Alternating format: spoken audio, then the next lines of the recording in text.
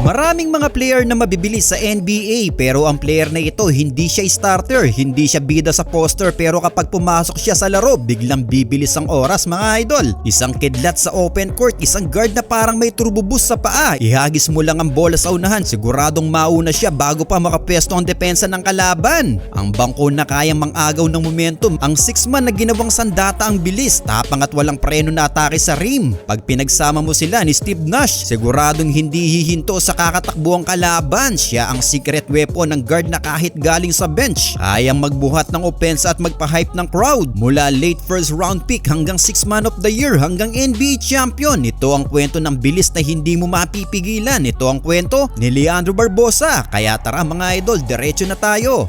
Si Leandro Barbosa ay isa sa pinaka-underrated guard sa kasaysayan ng NBA, pero kung tatanungin mo ang mga nakasabayan niya mga idol sa kanyang prime, alam nila kung gaano siya kadelikado. Hindi siya superstar sa headlines pero sa loob ng court isa siyang walking mismatch. Sobrang bilis, unpredictable at kayang baguhin ang momentum ng laro sa loob lang ng ilang minuto. Ipinanganak si Leandro Matheus Barbosa sa Brazil at maaga pa lang ay kitang-kita na ang kanyang kakaibang bilis at explosiveness. Hindi siya yung typical guards na umaasa sa shooting lang. Si Barbosa ay umaatake ng diretso, parang kidlat na dumadaan sa depensa mga idol. Noong 2003 NBA draft, napili siya ng San Antonio Spurs bilang 28 overall pick, pero agad siyang na-trade papunta sa Phoenix Suns at dito nagsimula ang kwento ng binansagang Brazilian Blur. Pagdating niya sa Phoenix Suns mga idol, sakto ang timing, nandoon ang Suns sa ilalim ni Mike D'Antoni at umuusbong ang 7 seconds or less offense. Isang sistema na perpekto para sa isang guard na kasing bilis ni Barbosa. Sa likod ni Steve Nash, Amar'e Stoudemire at Sean Marion, si Barbosa ang naging instant spark plug off the bench mga idol. Kapag pumapasok siya, biglang bumibilis ang laro. Kapag pagod na ang depensa ng kalaban, si Barbosa ang papasok para tapusin sila.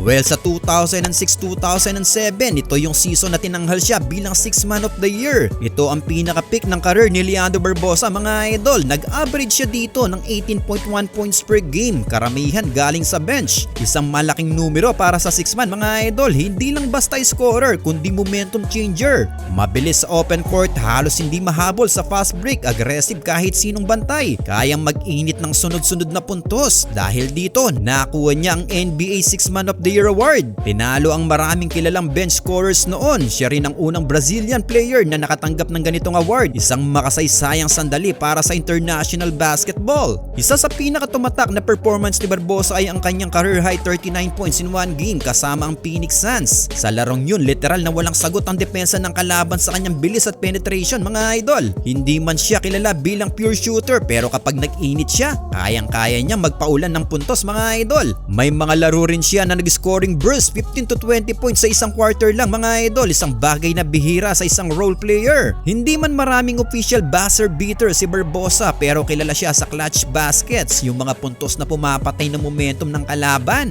May mga laro kung saan siya ang kumukuha ng fast break layup sa crucial moments. Nagdadrive laban sa set defense, humihila ng foul para sa free throws sa dulo ng laro. Hindi siya takot sa pressure mga idol. Para sa isang bench player, napaka-valuable ng ganitong klaseng tiwala ng coach. Pero lahat may hangganan. Natapos ang kanyang prime sa Phoenix Suns at pagkatapos naman ng kanyang prime sa Suns, naglakbay si Barbosa sa iba't ibang kupunan. Nakapaglaro siya sa Toronto Raptors, Indiana Pacers, Boston Celtics at Golden State Warriors. Hindi na nga lang siya kasing explosive gaya ng dati pero dala niya ang experience at composure mga idol. Ang pinakamatinding highlight sa huling bahagi ng career niya ay ang maranasan niya makapagkampiyon sa kupunan ng Golden State Warriors noong 2015 mga idol. Kasama siya sa Warriors dynasty ni Stephen Curry, Klay Thompson at Draymond Green. Well, kahit limitado na ang minutes niya, naging mahalaga pa rin ang kanyang veteran presence, leadership at scoring off the bench kapag kailangan. Sayang lang mga idol dahil 3-time NBA champion sana ito. Kung hindi lang sila nasilat ng Cubs noong 2016 at kung nanatili naman siya noong 2017 sa Warriors, 3